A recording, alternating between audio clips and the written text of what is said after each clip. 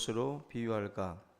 비유하건대 아이들이 장터에 앉아 제 동물을 불러 이르되 우리가 너희를 향하여 피리를 불어도 너희가 춤추지 않고 우리가 슬피 울어도 너희가 가슴을 치지 아니하였다 함과 같도다. 요한이 와서 먹지도 않고 마시지도 아니하매 그들이 말하기를 귀신이 들렸다 하더니 인자는 와서 먹고 마시매 말하기를 보라 먹기를 탐하고 포도주를 즐기는 사람이요 세리와 죄인의 친구로다 하니 쟤는 그 행한 일로 인하여 옳다함을 얻느니라. 아멘. 말씀 보겠습니다. 오늘은 마태복음 11장 17절 말씀인데요. 우리가 흔히 쓰는 말 가운데 한심하다라는 말들을 우리가 많이 씁니다. 또 열심이다, 한심하다, 열심이다. 근데 이 한심하다라는 말은 마음이 차갑다, 마음이 차갑다라는 그러한 데서 왔습니다. 차란 자를 쓰는 거죠. 그러니까 한심하다, 마음이 차다라는 건데 열심이다라는 것은 또 마음이 뜨겁다, 마음이 뜨겁다라는 뜻입니다. 결국 두 단어는 어떻게 보면은 그 극과 극이에요. 반대 쪽에 있는 단어들입니다. 결국 다른 건 우리가 다 견딜 수 있는데 무시받는 거, 사람이 나를 인격적으로 무시할 때 그때 사실 가장 힘듭니다. 그리고 차갑게 대하고 무관심하고 또 냉소적일 때 사실 우리들의 마음이 어떤 것보다도 참 견딜 수 없는 그런 고통 가운데 있게 됩니다. 사실 뭐 이렇게 때리고 뭐 맞고 막 이런 것들은 또 어떤 면에서는 그 당시에 아프고 그 당시에 고통스러운데 계속된 이런 어떤 그 한심한 어떤 그 차갑게 사람을 대하고 맞이하는 이런 것들은 사실 굉장히 힘든 부분입니다. 오늘 이 17절 말씀 보면 이제 그 피리를 불어도 너희가 춤추지 않고 우리가 슬피 울어도 너희가 가슴을 치지 아니했다. 이게 지금 그 우리가 흔히 말하는 우는 자와 함께 울고 또 즐거워하는 자와 함께 즐거워하라는 그 말씀들 함께 공감하고 함께 느끼는 건데 사실 그러한 함께하는 어떤 그런 부분들 서로가 함께 좀 따뜻하게 함께 뭔가 이렇게 공동체라고 하는 느낌을 주는 것과 따로 이 사람을 떼어서 보는 것과는 큰 차이가 있는 것입니다. 그래서 성경도 우리가 뭔가 이렇게 흔히들 리액션을 해줘라. 이쪽에서 뭔가를 말하면 뭐 박수를 쳐준다든지 또 환히 웃어준다든지 또 이런 느낌들이죠. 그런 것처럼 사람을 우리가 대할 때 한심하게 차갑게 대해서는 안 된다라는 것입니다. 왜 이렇게 우리가 차가운 마음이 우리 가운데에 임하게 되느냐 하면 먼저는 이 고정관념에 사로잡혀 있기 때문에 그런 행동들을 많이 하게 됩니다. 피리 소리에 춤추지 않는 건 뭘 말하겠어요? 누군가가 피리를 불고 흥을 돋구고 있는데 춤을 추지 않습니다. 이건 일반적이지 않은 거거든요. 이건 뭐냐면은 마음이 닫혀 있다라는 거예요. 마음이 닫혀 있다 보니까 피리를 불어도 춤을 추지 않는 거예요. 우리가 그러잖아요. 마음이 닫혀 있으면 어떤 사람이 앞에서 어떤 얘기를 해도 안 듣죠. 안 듣고 아무리 재미난 얘기를 해도 그 사람 얘기는 웃으려고 하지 않죠. 마음이 닫혀 있으면 흥겨운 가락이 나와도 춤을 추지 않습니다. 그게 이제 마음이 닫혀 있다는 건데 우리가 며칠 전에 살펴봤던 이 미갈도 그렇잖아요. 미갈이 함께 춤추는 그 다윗과 다르게 이 사람은 창문에 이렇게 기대고 바깥을 바라보면서 이쪽에서는 같이들 즐겁게 춤을 추고 있지만 미갈은 춤을 추지 않습니다. 딱 한 가지죠. 마음이 닫혀 있기 때문에 그렇다는 것입니다. 또 그리고 마음이 차가워서 미갈의 마음이 차갑다 보니까 이런 부분에서 움직여지지 않는 거예요. 그 세례 요한은 메시아는 심판하는 분이라고 하는 선입견이 있습니다. 어떻게 보면은 지금 예수님은 요한은 와서 굉장히 금욕적인 행동을 했어요. 뭐 금식하고 뭔가 이게 절제된 어떤 그러한 어떤 행동들, 그리고 뭔가 이게 분리된 생활들을 즐겼던 사람입니다. 근데 예수님은 와서 죄인들과 또 세리들과 함께 뒹굴고 그들과 대화 나누고 뭔가 이런 모습들이 요한하고는 좀 달라요. 세례 요한의 마음에는 메시아라고 하면 어떻다라고 하는 생각이 있는 거예요. 세례 요한도. 그러다 보니까 예수님이 오셔서 하시는 행동을 가만히 보니까 좀 헷갈리는 거죠. 좀 헷갈리는 거죠. 결국 2절 말씀 보시면 요한이 옥에서 그리스도께서 하신 일을 듣고 제자들을 보내요. 예수께 여짜오되 오실 그이가 당신이오니까 우리가 다른 일을 기다리오리까. 메시아 같기도 하고 아닌 것 같기도 하고 뭔가 주님이 하시는 일 속에는 막 섞여 있어요. 그러니까 한쪽 극단으로 이렇게 쏠려 있는 게 아니라 좀 뭔가 섞여 있어요. 우리가 가지고 있는 영성들을 보게 되면 인간이 가지고 있는 영성은 뭔가 이렇게 쏠려 있습니다. 어떤 분은 한쪽으로 쏠려 있어요.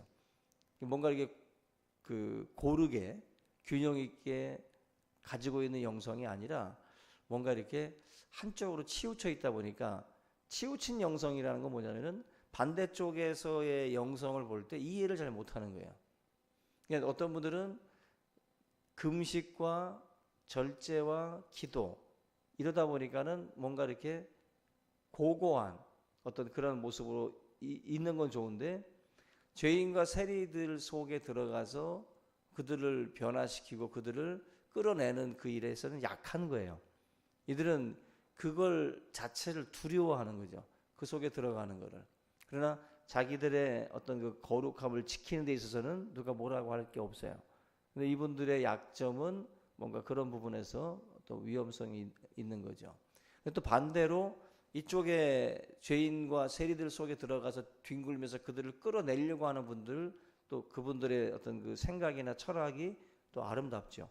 근데 문제는 이들은 잘못하면 또 타락할 수 있고 또 유혹에 넘어갈 수가 있어요.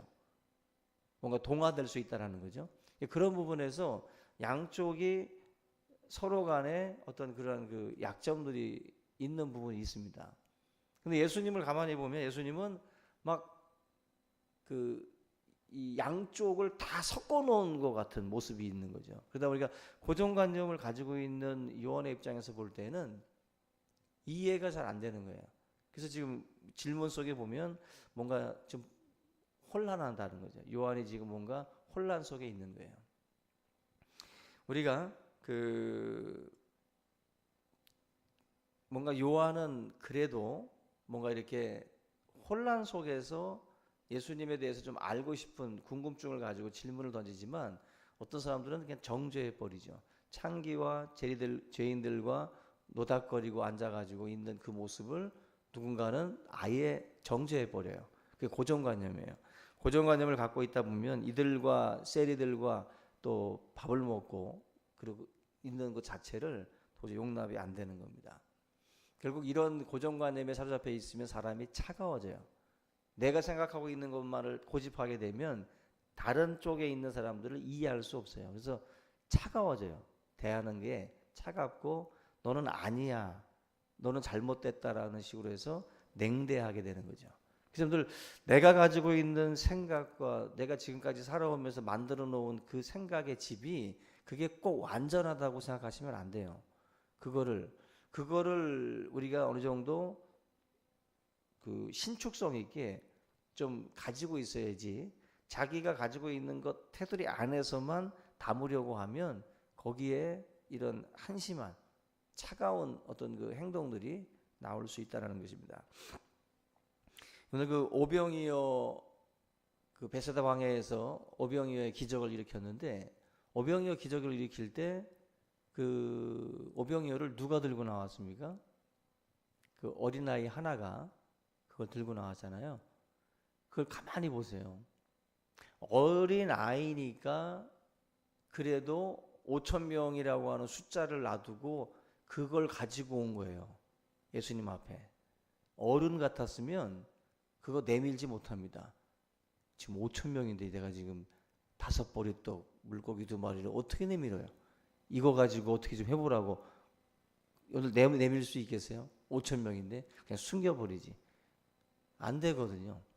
우리의 이 고정관념에서는 이 물고기 이 2마리랑 5보리떡은 5천 명에게 도저히 이거 뭐 줄 수가 없는 양이다 보니까 꺼내질 못하는 거예요. 근데 아이이기 때문에 고정관념이 없다 보니까 그 아이는 예수님 앞에 순수하게 그걸 들고 나가는 거예요.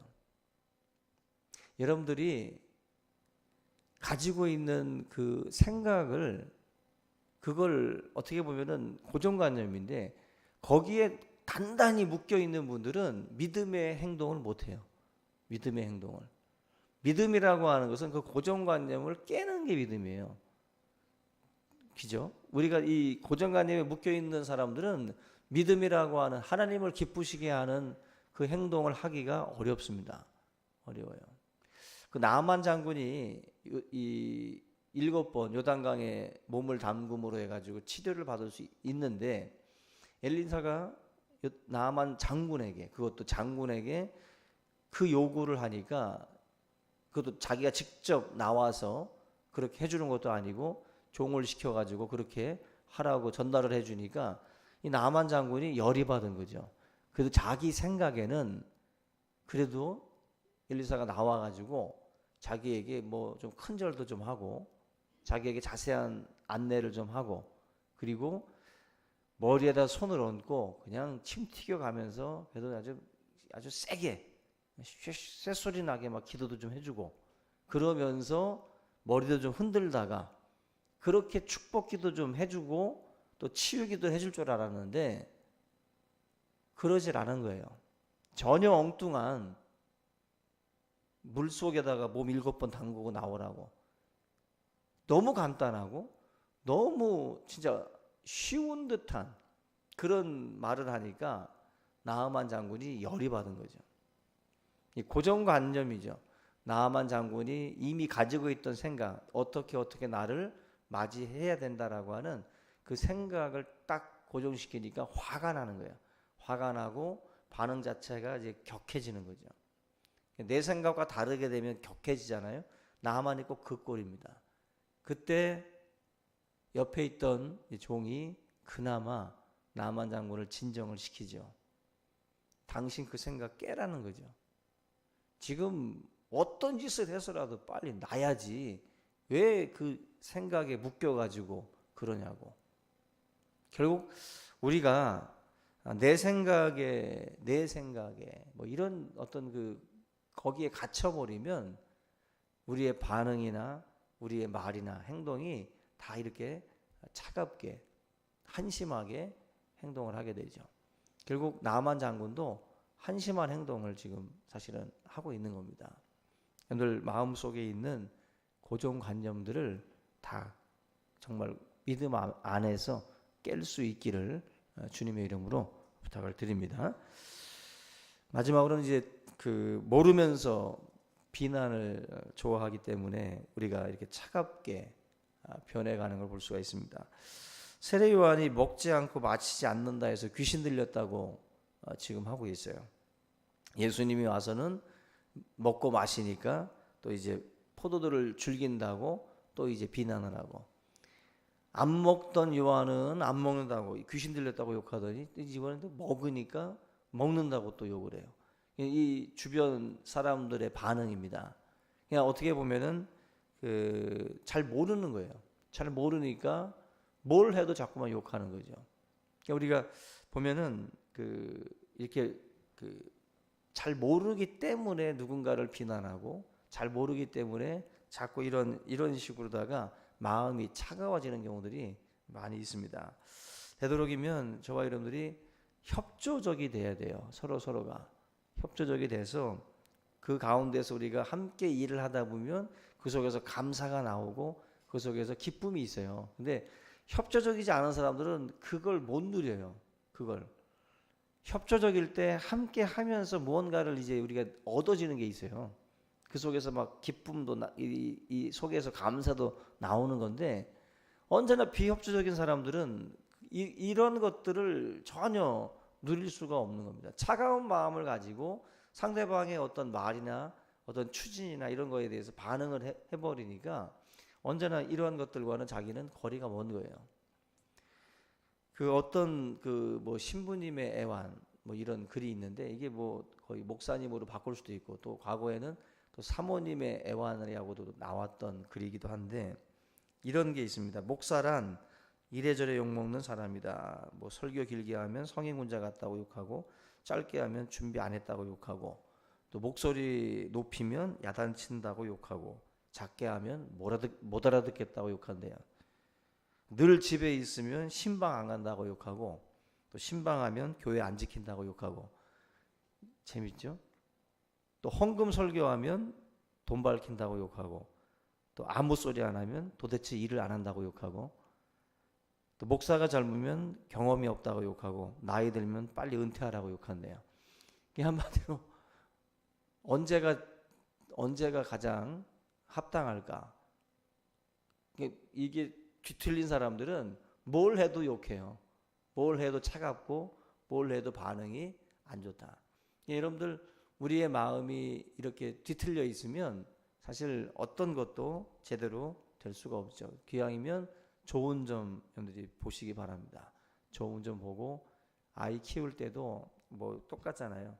말이 늦으면 막 초조해지고, 못 걸어도 이제 병신되는 거 아닌가, 막 구구단을 어차피 6학년 중학교 가면 다 외울 텐데 그거 좀 빨리 못 외운다고 또 막 애들을 채찍질하고, 그런 경우도 있잖아요. 이게 뭔가 자꾸 지금의 가장 선한 점들을 봐주고 이렇게 뭔가를 해야 되는데 그러지 못할 때가 많아요. 좋은 점을 바라볼 때 그때 이제 제대로 된 교육들도 이루어질 수가 있고요.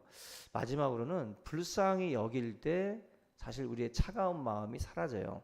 그리고 성도가 가장 능력이 있다, 그리고 성도가 가장 성령 충만할 때 나타나는 현상이 뭐냐면 불쌍히 여기는 거예요. 우리 마음이 성령으로 충만하면 성령께서 우리를 불쌍히 여기는 것처럼, 성령이 내 안에 오시면 우리가 어떤 사람의 약함과 어떤 그 부족함을 볼 때 불쌍히 여기게 돼요. 근데 이게 성령 충만하지 않을 때는 그걸 비난하고 조롱하고 차가워집니다. 그래서 우리가 성령 충만 받아야 되는 이유가 바로 거기에 있어요. 그래야 동정심이 생기고 그 속에서 사랑이 생겨요. 그래서 그 가운데서 협조적이 되고, 그 뭐 허물을 덮어주려고 하고, 그런 모습들이 나타나게 되는 것입니다.